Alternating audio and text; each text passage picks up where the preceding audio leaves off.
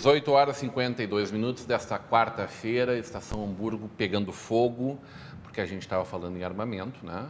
E agora vamos continuar falando de assuntos ásperos, antes de a gente entrar nas nossas amenidades no Novo Hamburgo, que pelo jeito, comparado ao mundo e ao Brasil, está vivendo um momento bem mais gostoso aqui, está um paraíso isso aqui, né? Vou começar então, tem aqui um representante do PT, em que pese ele não está aqui como representante do PT, mas membro desde sempre, né, Junei, fundador do PT em Novo Hamburgo. Cunha aceita abrir processo de impeachment da presidente Dilma, notícia do final da tarde desta quarta-feira, agora há minutos. Acho que finalmente a gente começa a vislumbrar o fim da crise, né? Porque no momento que tu separa o Cunha da Dilma em que ele... É o que o PT todo esperava? Não, acho que o PT até titubeou muito, ele não devia ter vacilado em nenhum momento de iniciar o processo e dar os seus 3 votos a favor de caçar o Cunha. Isso só nos traz problema. Então, no momento que o PT decide que vota pela cassação e decide expulsar o senador Delcídio, acho que ele começa a se aprumar e isso vai melhorar a vida, inclusive para Dilma, que não vai haver impeachment, né? Esse troço já teria esfriado, só não esfriou mais, porque o Delcídio resolveu também dar uma mãozinha. De fato, ele acalentou muito, né? Botou gasolina nessa fogueira aí, né? Tu está falando desses 3 deputados, porque hoje à tarde, na votação do Conselho de Ética, os 3 deputados do PT que seriam o fiel da balança, que poderiam manter o Cunha, e se falava muito que esse negócio ia terminar em pizza, acabaram indo contra o Cunha, ou seja, vai ser aberto o processo de cassação do presidente da Câmara dos Deputados. Isso, e como retaliação... Do relator lá que encaminhava no sentido de aceitar e de abrir o processo. Isso, então, é nitidamente, escancaradamente, sem sombra de dúvidas, uma retaliação. Não, mas ele vinha dizendo isso há várias semanas, que se não fosse poupado, ele aceitaria o processo, daquelas dezenas de pedidos de impeachment que tem lá. E ele aceitou, parece, o que foi protocolado pelos partidos de oposição. Fernando Rodembusch já se posicionou aqui que é contra o impeachment da presidente. Sim, com certeza, né? E agora com essa aí do Cunha ainda, Delcídio, Cunha, para mim é tudo, tá virando uma conversa para boi dormir, né? Mas eu concordo plenamente com o que o Junei falou, eu estou bem... eu acho que é essa linha mesmo. Eles já deviam ter feito isso antes. Antes, já tarde a coisa, né? Então, acho que...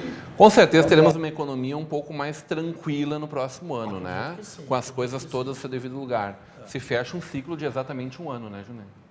Um ano de muito quebra-pau, né? De bate-boca, de manifestações na rua no começo do ano e depois elas decaindo. Tende a termos um 2016 mais tranquilo? Assim, para quem tem acompanhado um pouco, para quem tem militado, digamos, e acompanhado a política nesse país, eu confesso que eu me surpreendo que uma presidenta reeleita não tenha conseguido governar o primeiro ano. 25% do seu mandato. Não, ela passou... Não fez nada. 25% você foi. Foi o primeiro ano. E, claro, que infelizmente, reeleita, do ponto de vista da economia, ainda dizem que o ano que vem é um ano difícil. Ainda é, mas possivelmente já começa a sinalizar e vai ser melhor do que foi esse ano. Junei, deixa eu fazer uma pergunta para ti. Já que tu és um dos líderes e militantes do PT nesse sentido e está tão por dentro do assunto, tu não acha que a Dilma está mal assessorada, que o problema é o assessoramento das pessoas? Quando eu digo Dilma, eu quero dizer, às vezes são prefeitos de municípios, às vezes são presidentes de câmaras de vereadores, enfim, as pessoas às vezes estão mal assessoradas. Mas aí deixa eu aproveitar isso para incluir. Sim. E aí, se a gente for olhar por prefeitos e governadores, todos querem a volta da CPMF. Isso é uma coisa que vem para o nosso bem ou que vem contra a própria presidente, né?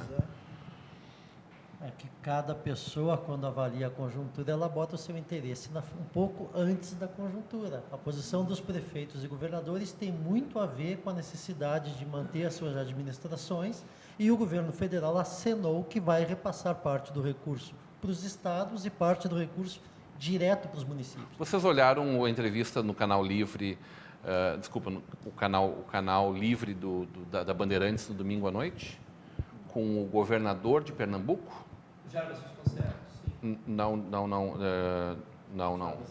É ex-governador. O sucessor do... Mas ele estava no programa de entrevista também. Do Eduardo Campos, né? Sucessor dele.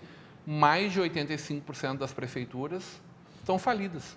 não conseguem pagar salários em dia. E quando ela para de pagar salário em dia, é porque ela já atrasou um monte de coisa, né? Nós Fornecedor vamos ter já muitos foi. municípios no estado, aqui no Rio Grande do Sul, que não têm recursos para pagar o 13º em dia. E o estado, inclusive.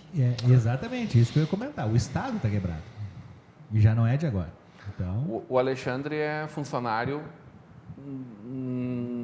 da Dilma. isso, federal da Dilma. Ainda sou federal. Professor do Instituto de Educação. Isso, do de Instituto Bento. Federal do Rio Grande do Sul, campus Bento Gonçalves. E eu entrei bem quando estava aquele grande desenvolvimento do primeiro governo Lula, que ele era a educação para todos, ensino médio para todos, e depois veio a sequência, primeiro o Brasil sem analfabeto, alfabetizado, depois veio o Brasil com ensino médio, depois veio o Brasil com ensino técnico, e aí se formou os institutos federais e eu entrei num concurso, entrei. Acho que todos os governos aí já vêm há um certo tempo tendo crises econômicas tremendas, única e exclusivamente por uma coisa, por má administração.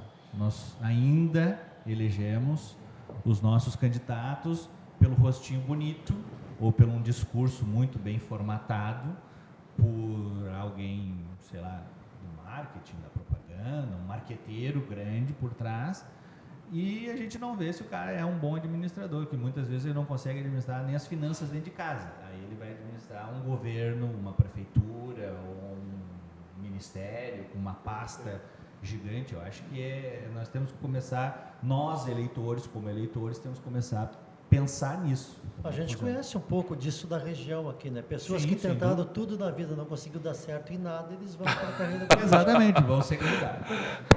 Dá poder para as pessoas para ver se... Tá, vocês não vão me incomodar aqui, né? Sem citar nomes, por favor. Não vamos citar para um nomes. breve intervalo, vamos deixar esfriar um pouco esse negócio aqui, porque senão a gente começa a falar nomes aqui, Deixa dele nós citar os processo nomes. na nossa Vale TV. A Vale TV não merece isso, né, Fernando? Não merece agora. A gente quer estar aqui no que vem, por né? exemplo, Dá vontade de citar, dá vontade. vai ser candidato, por exemplo, ao Espectadores, vai Sim, vai ser candidato ao Conselho Tutelar.